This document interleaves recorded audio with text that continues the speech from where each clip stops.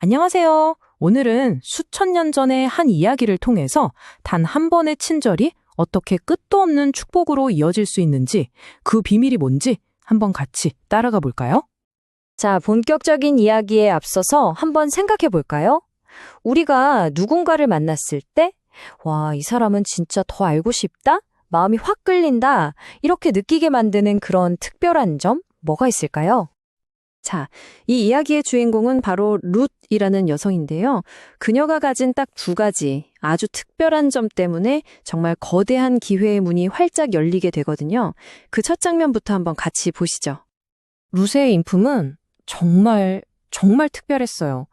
유력한 지주였던 보아스의 눈에 딱 들어온 게 뭐였냐면 바로 그녀의 겸손함과 성실함이었습니다. 스스로를 한여만도 못하다고 낮추면서도 아침부터 해가 질 때까지 정말 묵묵히 쉬지 않고 일했던 거죠. 바로 그 모습이 보아스의 마음을 움직이기 시작한 겁니다. 자, 여기서 보아스가 보여준 첫 번째 행동을 한번 볼게요. 이게 겉으로 보면 그냥 밥 한번 먹자는 단순한 초대 같은데요. 당시 사회 분위기를 생각하면 이건 정말 상상도 못할 파격적인 일이었어요. 이리로 와서 떡을 먹으며 이 한마디 정말 간단하죠? 근데 이게 사실은요, 어마어마한 친절의 표현이었던 겁니다. 보아스는 그냥 음식을 나눠준 게 아니에요. 모든 사회적인 관습을 깨트릴 각오를 한 거죠. 당시 문화가 어땠냐면요, 유대인이랑 이방인 사이에는 정말 넘을 수 없는 벽, 그런 게 있었어요. 같이 밥을 먹는다? 이건 뭐 상상조차 할 수 없는 일이었죠. 그러니까 보아스의 초대는 그냥 친절한 행동 그 이상이었던 거예요. 나는 사회적인 비난이나 논란 같은 거 다 감수하겠다라는 아주 대담한 선언이나 마찬가지였습니다. 근데 더 놀라운 건요? 이렇게 자격이 없어 보이는 사람을 초대하는 이 패턴이 룻의 이야기에서만 나오는 게 아니라는 거예요. 이건 성경 전체를 꿰뚫는 아주 강력한 주제이기도 합니다. 다윗 왕 이야기 혹시 기억나세요? 그는 자기의 원수였던 사울 왕의 손자, 그것도 다리를 저는 무비보셋을 왕의 식탁으로 초대했잖아요. 모든 상식을 뛰어넘는 그런 은혜였죠. 이것보다 더 깊은 차원의 예도 있어요. 바로 예수님 이야기인데요. 자기를 3번이나 부인하면서 철저하게 배신했던 제자 베드로를 부활하신 후에 다시 식사에 초대하셨잖아요. 가장 큰 실패를 한 사람에게 다시 한번 손을 내미신 거죠. 정말 대단하죠? 자, 그럼 이 모든 이야기들이 가리키는 핵심이 뭘까요? 바로 이겁니다. 은혜라는 건 우리가 막 노력해서 얻어내는 게 아니라는 거예요. 오히려 난 자격이 없어 라고 느끼는 바로 그런 사람들에게 주어지는 값없는 선물이라는 거죠. 그런데 말이죠. 만약에 이 놀라운 초대를 거절하면 어떻게 될까요? 아니 도대체 왜 어떤 사람들은 이렇게 좋은 제안을 뿌리치는 걸까요? 원문을 보면 그 이유가 참 흥미로워요.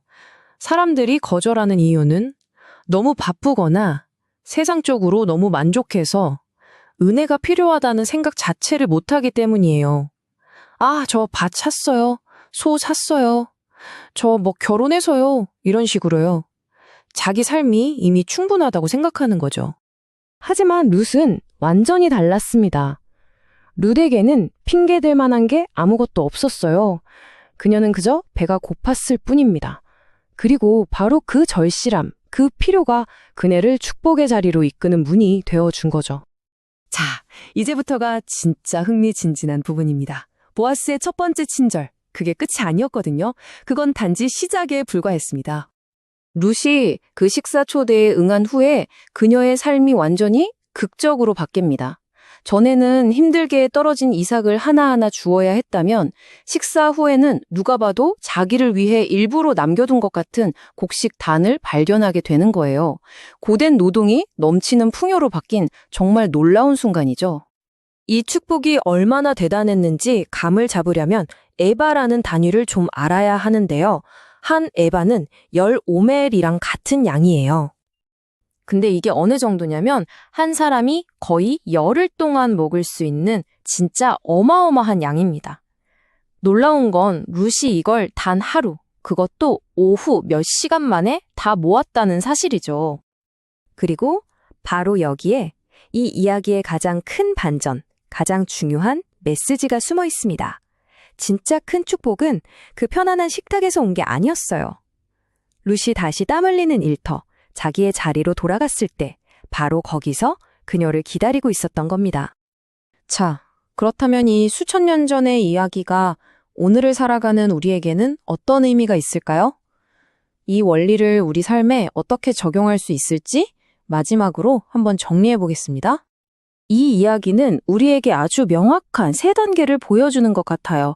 첫째, 겸손하게 은혜의 초대를 받아들이는 겁니다. 하지만 거기서 멈추면 안 돼요. 둘째, 다시 여러분의 밭으로, 즉 여러분의 봉사와 섬김의 자리로 돌아가세요. 그러면 바로 그곳에서 상상도 못했던 넘치는 축복을 발견하게 될 거라는 거죠. 그래서 마지막으로 우리 자신에게 이 질문을 던져봐야 합니다. 여러분의 봉사라는 그 밭에는 과연 어떤 곡식단이 여러분을 기다리고 있을까요? 어쩌면 인생 최고의 축복은 편안한 쉼터가 아니라 목적을 향해서 땀 흘리는 바로 그곳에 예비되어 있는지도 모릅니다.